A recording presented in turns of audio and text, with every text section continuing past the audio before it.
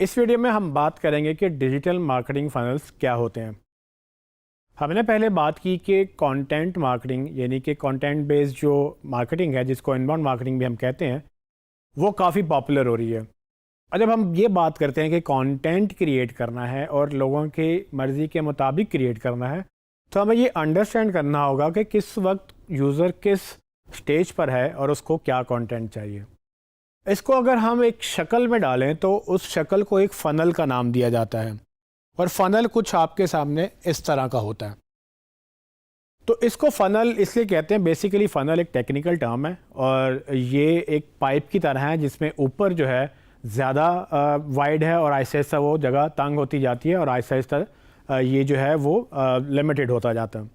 तो अगर आप इसकी एग्जांपल से समझें तो बेसिकली जब भी आप मार्केटिंग करते हो या किसी भी बिज़नेस में अगर किसी भी चीज़ को बेचना है, तो वो हमेशा ऊपर जो ऑडियंस है ना बहुत ज़्यादा एंटर होती है उसके फ़नल में। उसकी जो मार्केटिंग है, मैसेज है, बहुत लोगों तक जाता है। लेकिन ज़रूरी नहीं कि जितने लोगों ने मैसेज देखा, जितने लोगों तक ऐड पहुंचा या मार्केटिंग हुई जितने लोगों तक, वो सारे के सारे सेल में भी कन्वर्ट होंगे। तो लेट्स से अगर 100 लोगों ने आपका मैसेज देखा है, 100 में से शायद आपके 60 लोग आपके इंटरेस्टेड होंगे, 60 में से कोई 40 लोग आपसे शायद डिज़ायर करेंगे कि हाँ यार हमें चाहिए, हमें और बताओ। और उसके बाद हो सकता है कि करते करते आपके पास 5-10 लोग ही रह जाएं जो एक्चुअली आपसे बाय करें। और ये आम है, मतलब ये कि ऐसा नहीं होता कि जितने लोगों से आपकी बात हो वो सब के सब आपसे ख़रीदेंगे ही। तो हर स्टेज में कोई ना कोई बंदा आपको किसी न किसी वजह से छोड़ के जा भी सकता है। तो यही चीज़ अगर हम डिजिटल में देखें तो इसको हम फ़नल का नाम देते हैं। अब डिजिटल मार्केटिंग फ़नल्स क्या होते हैं और इसका हमारे लिए अहमियत क्या है? तो असल में तो पूरी डिजिटल मार्केटिंग का जो मकसद होता है ना, वो इस फ़नल को एक्टिवेट करना होता है। यानी कि अगर आप जनरल मार्केटिंग की बात करें, आप ट्रेडिशनल मार्केटिंग की बात करें, तो हर बंदा हर वक्त हर चीज़ बेचने पे ही लगा हुआ है। ये कोई नहीं देख रहा कि अच्छा किसी को प्रॉब्लम आ रही है, किसी को सवाल पूछना है, किसी ने मतलब कन्फ्यूजन में है, कोई डिसीजन मेकिंग करना चाहता है, किसी को पता ही नहीं आप क्या करते हैं। तो वो सारे लोग मिस हो जाते हैं। आप मुझसे पूछ रहे हैं कि उस्मान साहब आके ये मैं मोबाइल कौन सा लूँ? मैं कहता हूँ कि छोड़ो यार, ये मेरा वाला मोबाइल ले लो, ये 10% डिस्काउंट है। अभी आप कंफ्यूज्ड हैं, आपने अभी सोचा भी नहीं है कि आपने कौन सा लेना, आप अभी कंपैरिजन करना चाहते हैं, तसल्ली करना चाहते हैं। लेकिन मैं आपको ऐड पे ऐड दिखा रहा हूँ कि भाई आप ये वाला मोबाइल ले लें, आप ये वाला मोबाइल ले लें। सो यहाँ पर जर्नी वाला एलिमेंट मिसिंग है। सो इसलिए डिजिटल मार्केटिंग में हमारी कोशिश ये होती है कि हम कस्टमर की जर्नी को अंडरस्टैंड करें। अब कस्टमर की जर्नी क्या है? कस्टमर की जर्नी बेसिकली वो चीज़ सोचने से लेकर चीज़ लेने तक का जो भी मराहिल हैं, वो सब कस्टमर जर्नी में शामिल होते हैं। यानी कि लेट्स से मुझे मोबाइल चाहिए। अगर मैंने एक मोबाइल ख़रीदना है तो मुझे कहीं ना कहीं पहले तलब महसूस होगी या मेरी चाहत पैदा होगी, यानी कि नीड या वांट होगी। नीड क्या हो सकती है कि शायद मुझे नया मोबाइल लेना, मेरा पुराना मोबाइल ख़राब हो गया है, मेरा पुराना मोबाइल टूट गया है, चोरी हो गया या कोई मसला उसके साथ हो गया, तो मुझे मोबाइल की ज़रूरत पेश आ गई, मैंने उसको लेना ही लेना है। वांट ये भी तो हो सकती है कि मेरे पास बजट है और अब मैं चाहता हूँ कि मैं अच्छा मोबाइल लूँ, बेहतर मोबाइल लूँ, तो मैं एक नया मोबाइल की सोच रखूँगा। तो दोनों सूरतों में मैं एक तलाश में लग जाऊँगा एक ऐसे मोबाइल की जो मुझे चाहिए और वो मेरे बजट में भी आता हो। सो अब उस तलाश में मैं, हो सकता है कि मेरे पास 50,000 रुपये हों, तो मैं देखूंगा कि अच्छा 50,000 में कितने मोबाइल हैं और कौन कौन से मोबाइल अवेलेबल हैं और मुझे कौन सा चाहिए। मैं उसके रिव्यूज़ पढ़ूंगा, मैं दोस्तों से पूछ सकता हूं, मैं एड्स में देखूंगा कि अच्छा आजकल किसका ऐड चल रहा है, फिर मैं उनके डेमो देखूंगा, वीडियो देखना चाहूँगा। करते कराते मैं एक मरहले पे पहुँचूँगा जहाँ पर मुझे समझ आ जाएगी कि अच्छा ये जो मोबाइल है ना, मैंने ये लेना है। अब ये एकदम से नहीं होता।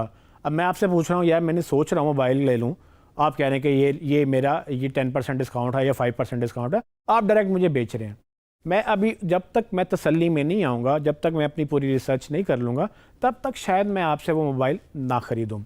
तो इसलिए हम इसको फ़नल बेस्ड मार्केटिंग की अप्रोच लेके चलते हैं, क्योंकि कंटेंट क्या करता है कि अगर मैं ये पूछता हूँ कि बेहतरीन मोबाइल कौन से हैं, तो आपका जवाब ये होना चाहिए कि उस्मान बेहतरीन मोबाइल ये आजकल ये 10 चल रहे हैं। मैं ये पूछता हूँ कि मेरी नीड के मुताबिक मुझे कौन सा मोबाइल अच्छा रहेगा, तो आप कहेंगे उस्मान तुम्हारी मर्ज़ी के, तुम्हारी नीड के मुताबिक तुम्हारे ये मोबाइल अच्छे रहेंगे। अगर मैं पूछूं कि यार मैं मोबाइल ए की जगह मोबाइल बी क्यों ना ले लूं, तो आप मुझे रिव्यू देंगे कि उस्मान मोबाइल ए के ये फ़ायदे हैं, ये नुकसान है, मोबाइल बी के ये फ़ायदे हैं, ये नुकसान है। तो इस तरह से आप सोच रहे होंगे कि कंटेंट बेस्ड मार्केटिंग क्या होती है। तो जो मैं पूछ रहा हूँ आप मुझे वो जवाब दे रहे हैं। और जब मैं रेडी हो जाऊँगा मोबाइल लेने के लिए तो मैं किससे लूँगा? मैं उस ब्रांड से लूँगा जिसने मेरे सवालों का जवाब देना मुनासिब नहीं समझा बट अपनी चीज़ें जो हैं वो बेचने पे ज़ोर रखा, या उस ब्रांड से लूँगा जिसने मेरे सवालों के जवाब दिए और साथ अपनी चीज़ भी बेच रहा था? तो ऑफ कोर्स मैं पहले उसके पास जाऊँगा जो बेसिकली मुझे हेल्प कर रहा था, क्योंकि मुझे ये लगता है कि वो मुझे इसलिए हेल्प कर रहा था कि मेरी जेन्युइनली मदद हो सके। मुझे जो चीज़ नहीं पता थी उसने मुझे बताई।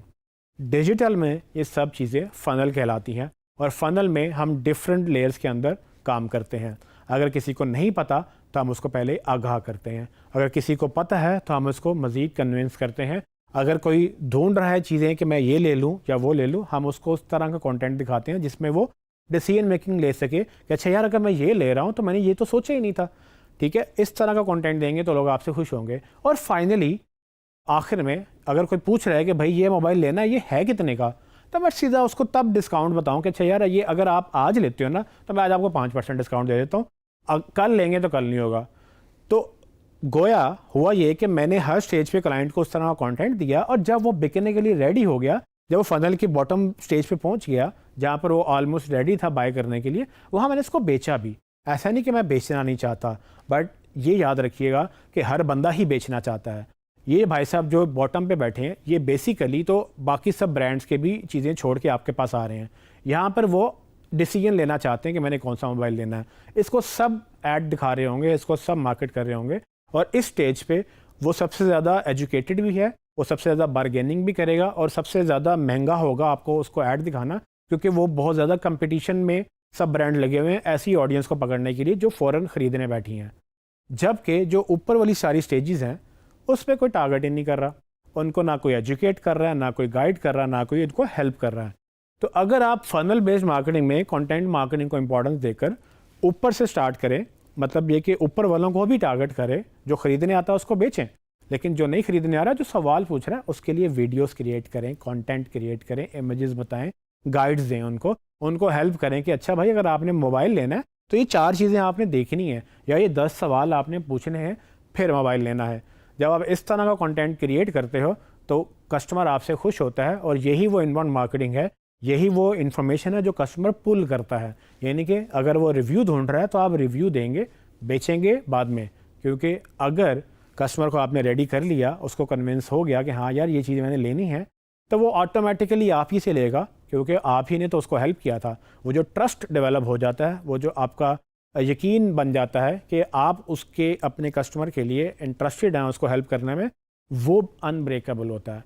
क्योंकि पैसे सब चार्ज कर रहे हैं, 5-10% ऊपर नीचे प्राइसेस हो जाती हैं। अगर कस्टमर बहुत ज़्यादा प्राइस कॉन्शियस ना हो तो वो बुरा नहीं समझता कि आपको 1000-2000 ऊपर दे दे, बट वो अच्छी सर्विस के लिए आपको अच्छे पैसे भी दे सकेगा। तो ये तब पॉसिबल है जब आप फनल को एनेबल करेंगे।